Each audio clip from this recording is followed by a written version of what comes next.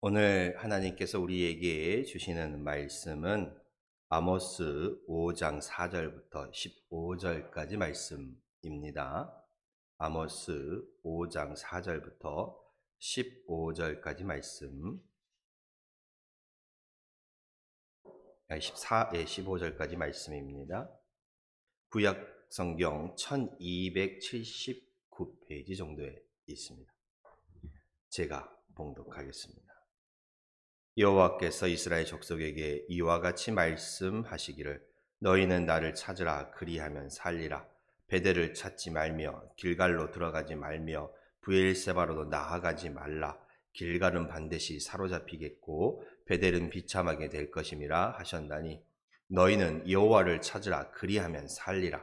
그렇지 않으면 그가 불같이 요셉의 집에 임하여 멸하시리니 베델에서 그 불들을 끌 자가 없으리라.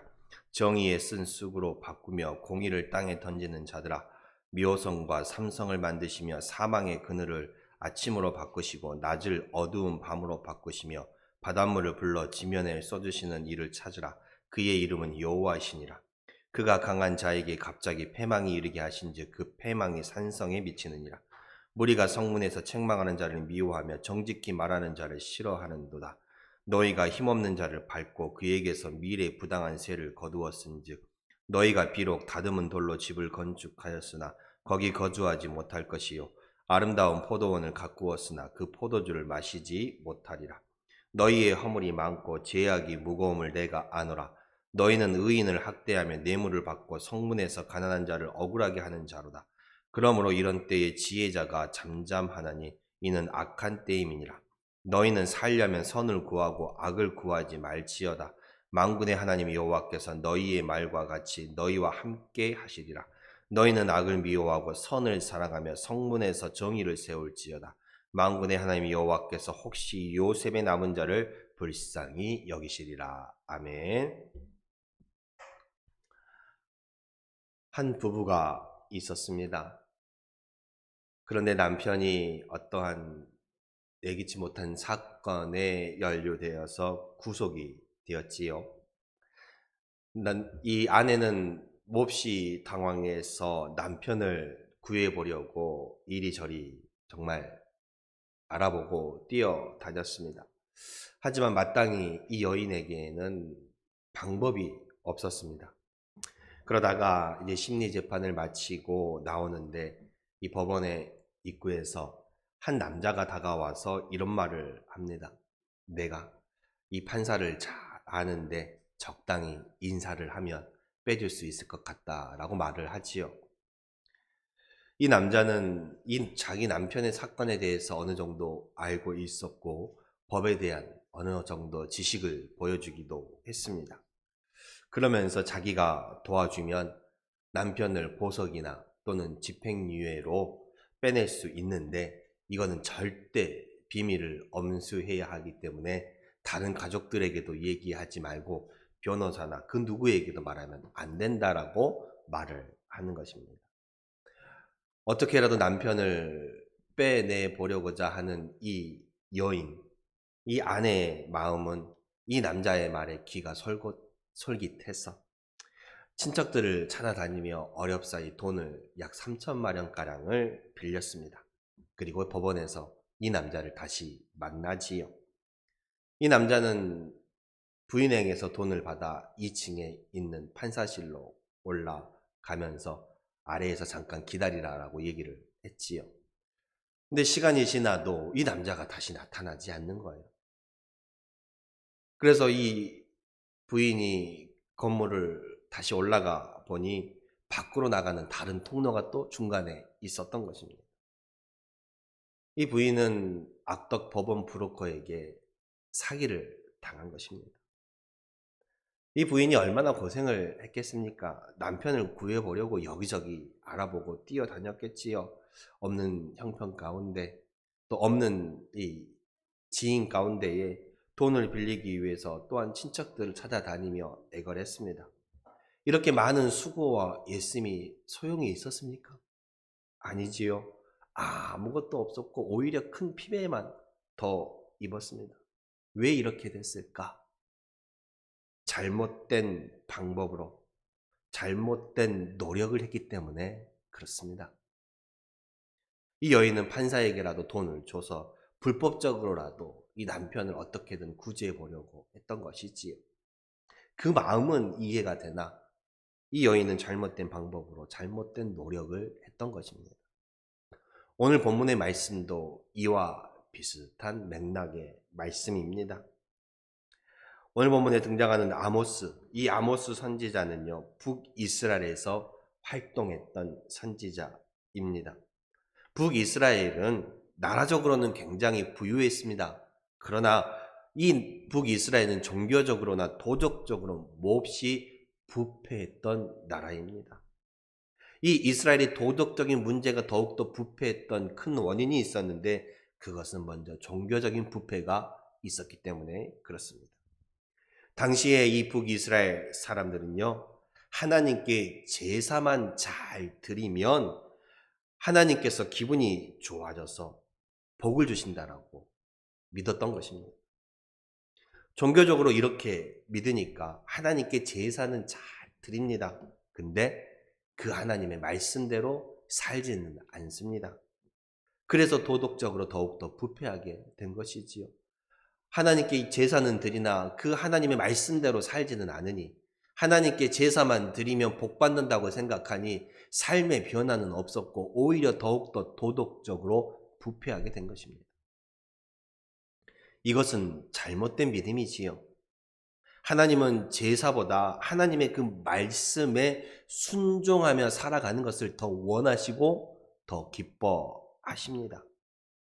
그러니까 하나님의 말씀대로 살지 않고 그냥 하나님께 예배만 드린다고 해서 하나님께 제사만 드린다고 해서 절대 하나님의 복을 받지 못하는 것이지요. 이러한 사실을 이스라엘 백성들도 원래는 잘 알고 있었습니다. 하나님이 그의 조상 모세와 또한 선지자 사무엘 등을 통하여서 이 말씀을 잘 가르쳐 주셨기 때문에 그렇습니다. 신명기 28장 2절에 보면 내가 내 하나님 여호와의 말씀을 청정하면 듣고 지키면 이 모든 복이 내게 임하여 내게 이르리니 라고 말씀하고 있습니다. 하나님의 말씀에 순종해야 내가 복을 받을 것이다 라는 말씀을 분명히 모세를 통하여서도 선지자를 통하여서도 주셨다라는 것입니다. 그리고 사무엘상 15장 22절에 보면 사무엘이 이르되 여호와께서 번제와 다른 제사를 그의 목소리를 청정하는 것을 좋아하신 같이 좋아하겠느냐라고 말합니다. 그러면서 순종이 제사보다 낫고 듣는 것이 순양의 기름보다 낫다라고 말합니다. 순종이 하나님의 말씀대로 사는 것이 오히려 어쩌면 예배보다 낫다라고 제사보다 낫다라고 말씀하는 것입니다. 이렇게 하나님의 뜻대로 하나님의 말씀대로 살아야 복을 받는다라는 것을 알고 있었던 이 백성들이 어쩌다가 이러한 잘못된 믿음을 가지게 되었을까? 그것은 바로 주위 민족들의 주변의 나라들의 영향 때문이었습니다. 이스라엘 주위에서 우상을 숭배하던 다른 민족들이 우상에게 재물만 갖다 바치면 그 우상이 기분이 좋아져서 복을 준다라고 믿었기 때문에 그렇습니다. 그 우상에게 제사만 드리면 복 받는다고 생각하는 거예요. 그 우상의 뜻을 알고 살려는 그 모습은 없었다라는 것이지요. 이 이스라엘 백성들이 이러한 우상 숭배의 영향을 받아서 그 신앙이 잘못된 곳으로 나아간 것입니다. 특별히 이러한 우상 숭배가 더욱더 널리 퍼지게 된 것은 이 엘리야 선지자가 갈멜산에서 바알과 아세라 선지자들과 대결한 그 싸움에서 이긴 이후 더 심해졌습니다. 아니, 하나님의 선지자가 우상의 선지자들에게 이겼는데 어떻게 이 우상 숭배의 믿음이 더 크게 퍼진 것일까?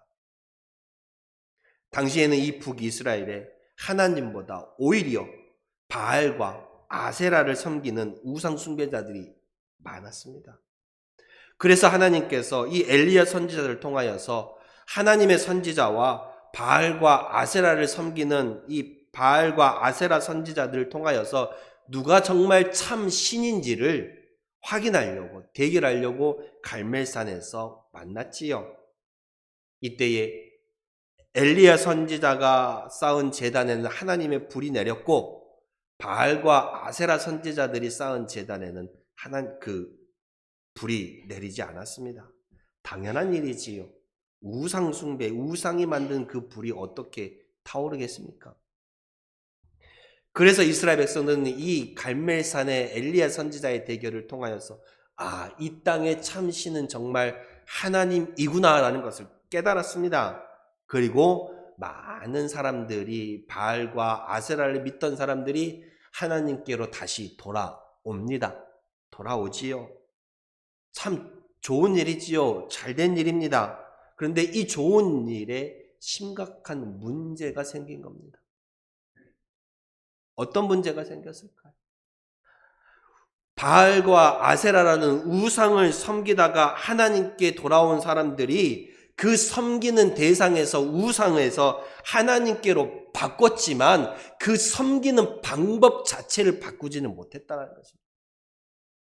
아세라와 바알을 섬기는 그 섬기는 대상을 하나님께로 바꿨지만 그 섬기는 방법을 바뀌지 못했다는 것입니다.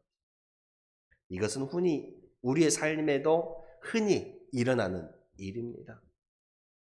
무당들을 불러서 굿 한 번 하면 이 액땜을 한다 그러고, 무당을 불러서 굿 한 번 하면 이 악한 마귀가 나가서 가정이 편안해질 거라 생각하는, 굿만 하면 된다라고 생각하는 사람들, 그런 사람들이 예수를 믿어 똑같이 생각하는 것이죠. 예배만 그냥 잘 드리면 내가 복 받는다라고 생각하는 것입니다. 아니지요. 예배만 드린다고 복 받는 게 아닙니다. 말씀대로 살아야 복을 받는 것입니다. 섬기는 대상은 바꿨지만 섬기는 방법을 바꾸지 못하는 것이지요. 이 이스라엘 백성도 마찬가지였습니다. 우상 숭배하던 많은 북이스라엘 사람들이 이 갈멜산에서 엘리야 선지자의 이 대결 이후에 하나님께로 돌아왔지만 그동안 자기의 습관이 되어버렸던 이 우상 숭배의 방법이 바뀌지 않았던 것이지요. 그래서 이들도 하나님께 역시 제사만 잘 드리면 복 받을 것이라고 생각하고 믿었습니다. 지금까지 우상에게 그래왔던 것처럼요. 하나님의 뜻대로 사는 것은 생각하지 않았어요. 그래서 하나님께 제사는 잘 드렸지만 하나님의 뜻대로 살지는 않은 것이지요. 삶 속에 변화는 없었던 것입니다. 이러한 사람들의 제사를 하나님께서 과연 받으시겠습니까? 이러한 사람들이 드리는 제사로 과연 하나님의 복을 받을 수 있겠습니까? 제사를 중요했기 때문에, 하나님께 드리는 것은 중요했기 때문에 정말로 제사에 많은 제물과 많은 희생의 번제물들을 하나님께 드렸습니다. 근데 문제는 제사만 하고 땡이었다는 것이지요. 하나님의 뜻대로 살지는 않았습니다. 그래서 아모스 선지자가 아모스 5장 21절과 23절에 뭐라고 말씀한지 아십니까? 내가 너희 절기들을 미워하며 멸시하며 너희 성회들을 기뻐하지 아니하나니, 이 백성들이 하나님께 드리는 절기의 예배와 이 백성들이 하나님께 드리는 그 모임들을, 예배들을, 제사들을 기뻐하지 않는다라고 말합니다. 너희가 내게 번제나 소제를 드릴지라도 내가 받지 아니할 것이요 너희의 살찐 희생의 화목제도 내가 돌보지 아니하리라. 내 노랫소리를 내 앞에서 그칠지어다 내 비파의 소리도 내가 듣지 아니하리라. 이들이 드리는 제물도 이들이 드리는 찬양도 받지 않겠다라는 말씀이지요. 왜 이들이 드리는 제사와 이들이 드리는 노래와 이들이 드리는 번제물들을 받지 않으신 것일까? 이들이 하나님께 예배를, 하나님께 제사를 드렸지만 하나님의 방법대로 드린 것이 아니라 그저 그 전에 우상에게 행했던 그대로 드렸기 때문에 그렇습니다. 우상에게 드렸던 모습 그대로 하나님께 나와왔기 때문에 그렇지요. 그러니 하나님께서 받지도 않으시고 하나님의 복을 우리가 받지도 못하는 것입니다. 이들의 모든 수고가 헛것이 되는 것이지요. 잘못된 방법, 잘못된 노력으로 드렸기 때문에 그렇습니다. 제가 앞서 예화에 말씀드린 것처럼요. 그러면서 오늘 본문에 하나님은 이스라엘 백성들에게 하나님을 찾으라라고 말씀을 하십니다. 4절에 여호와께서 이스라엘 족속에게 이와 같이 말씀하시기를 너는 나를 찾으라. 그리하면 살리라. 그리하면 살리라라고 말씀하십니다. 그러면서 뭐라고 말씀하세요? 베델을 찾지 말며 기갈로도 들어가지 말며 브엘세바로도 나아가지 말라라고 말씀을 하고 있습니다. 이 말씀은 이 당시 백성들에게 참 이상한 말씀이었죠. 왜 이상한 말씀입니까? 베델과 길갈과 브엘세바는 어떤 것입니까? 모두 하나님을 만난 축복의 장소였거든요. 베델도 그렇고 길갈도 그렇고 브엘세바도 그렇고 모두 하나님을 만나서 복을 받는 장소로 유명했습니다. 베델은 어떤 것인갑니까? 야곱이 에서를 피해서 도망가다가 누구를 만났어요? 하나님을 만났어요. 길갈은 어떤 것입니까? 이스라엘 백성이 이 가나안 땅에 들어와서 할례를 행하고 또 하나님의 백성으로 다시 재편성된 것이 바로 이 길갈입니다.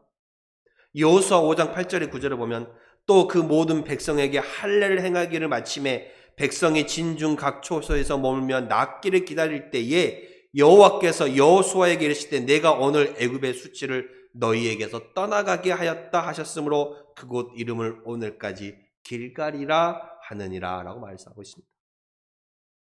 길갈에서 하나님의 백성으로 다시금 재탄생한 것이지요. 또 브엘세바는 어떤가요? 이 브엘세바는 아브라함이 하나님을 섬겼던 곳이기도 합니다. 창세기 21장 33절에 보면 아브라함은 브엘세바에 에셀나무를 심고 거기서 영원하신 여호와의 이름을 불렀다라고 말하고 있습니다. 이런 이유로 길갈과 베델과 브엘세바는 이 이스라엘 백성들에게 있어서 하나님을 만나는 장소로서 유명한 곳이 되었습니다.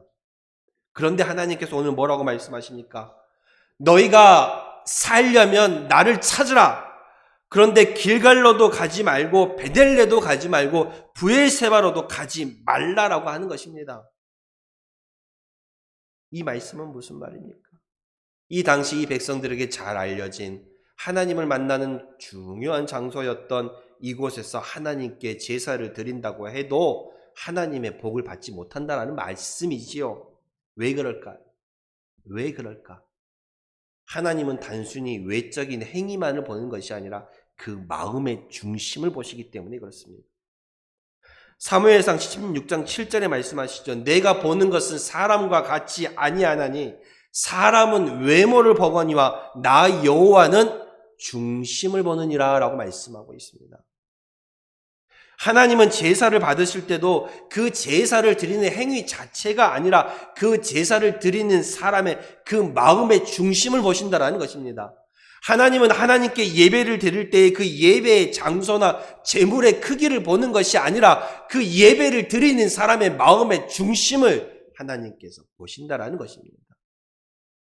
그러니까 너희가 잘 알려진 이 유명한 길갈이나 베델이나 브엘세바로 가서 나에게 제사를 드린다라고 해서 되는 것이 아니라는 것입니다.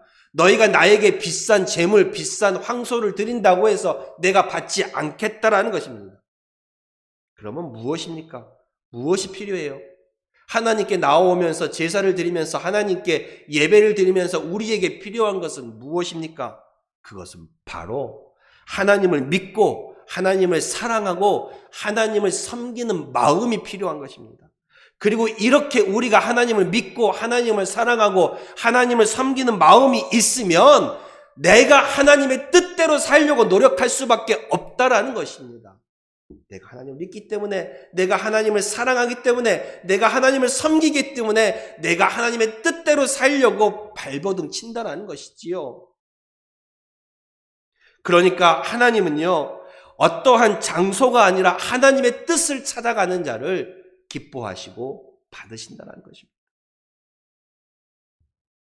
그래서 하나님 오늘 본문에서 베델레도 가지 말고 길갈로도 가지 말고 브엘세바도 가지 말고 오직 너희는 나를 찾으라. 그 너희의 마음의 심령의 중심에서 나를 찾으라. 그리하면 너희가 살리라 라고 말씀하고 있는 것입니다. 우리는 어떻습니까?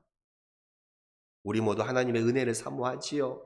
하나님이 우리의 삶에, 나의 가정 가운데, 우리의 자녀들의 삶 속에 복 주심을 바라고 믿습니다.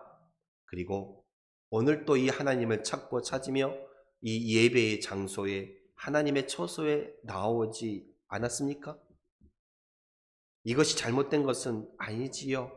하나님께서 일주일 중에 한 날을, 하나님의 날을, 주일날을 정해 주시고 하나님의 처소를 예비해 주시고 이 처소를 통하여서 우리가 신앙생활을 해 나가도록 하셨습니다. 그리고 하나님은 이 주일에 하나님 앞에 나와 하나님의 처소에 나와 예배하시기를 원하시고 이 예배를 통하여서 하나님이 여러분들을 만나 주시고 여러분들에게 은혜를 베풀어 주십니다. 그런데 우리가 잊지 말아야 할 것이 있습니다.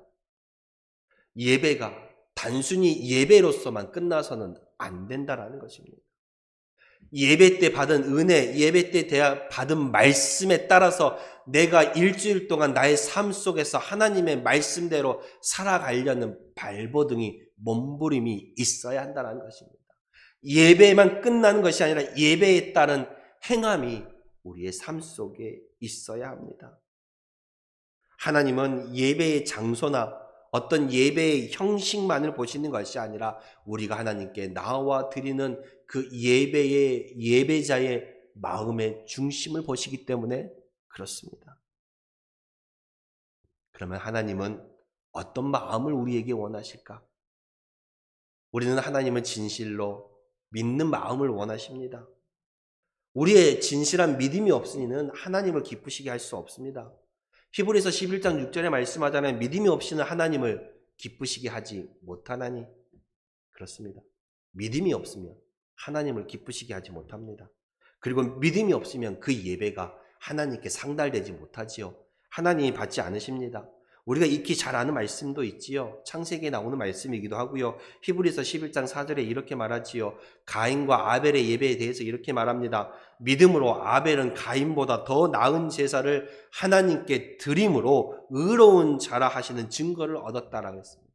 믿음으로 드리는 제사를 하나님께서 받으신다라는 것입니다. 믿음으로 드리는 예배를 하나님께서 받으신다라는 것이지요. 잘못된 믿음으로 드리는 예배는 받지 않으시는 것입니다. 그러면 우리는 어떠한 믿음으로 과연 하나님께 예배를 드려야 할까? 어떠한 믿음으로 하나님께 나와야 할까?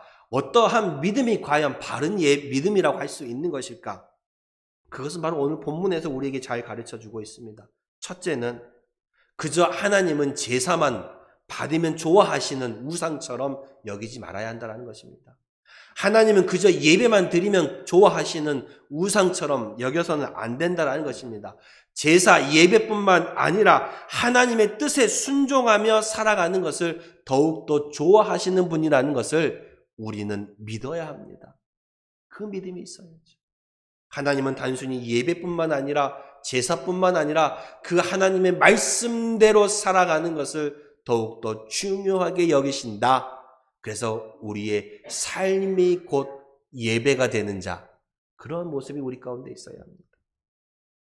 두 번째는요, 같은 말씀이지만 바른 믿음이라는 것은 믿은 대로 행하는 것입니다. 믿은 대로 행하는 것이지요. 예배를 드리는 것도 중요하지만 하나님의 뜻대로 사는 것도 중요하다라는 말씀입니다. 내가 바로 알고 있어도, 내가 바로 믿고 있어도 그 믿음대로 살지 않으면 아무 소용이 없는 것입니다. 내가 몸이 아팠어요. 병원에 들렀어요. 처방을 받았습니다. 약을 받았어요. 근데 그 약을 내가 먹지 않으면 아무 소용이 없어요. 아무 소용이 없어요. 야고보서 2장 26절에 이렇게 말합니다. 영혼이 없는 몸이 죽은 것 같이 행함이 없는 믿음은 죽은 것이라고 말하고 있어요.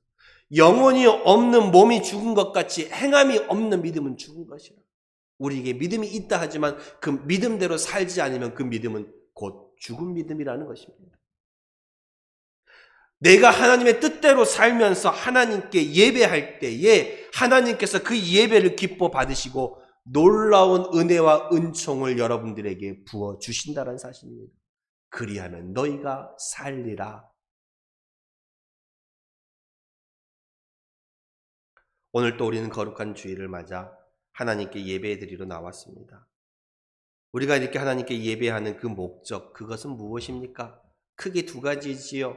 하나는 이 예배를 통해서 하나님께 영광을 돌리는 것이고 또 하나는 이 예배를 통해서 나 자신이 하나님께 복받기를 원하는 것입니다. 그러나 우리가 단순히 이 예배만으로 끝나는 것이 아니라 그 예배에 따른 예배의 행함이 여러분들에게 있어야 진정한 하나님의 복을 받을 수 있음을 오늘 말씀을 통해 깨달으시는 여러분이 되시기를 바랍니다. 그리고 우리가 잊지 말아야 할, 그리고 우리가 오해하지 말아야 한 가지 있습니다.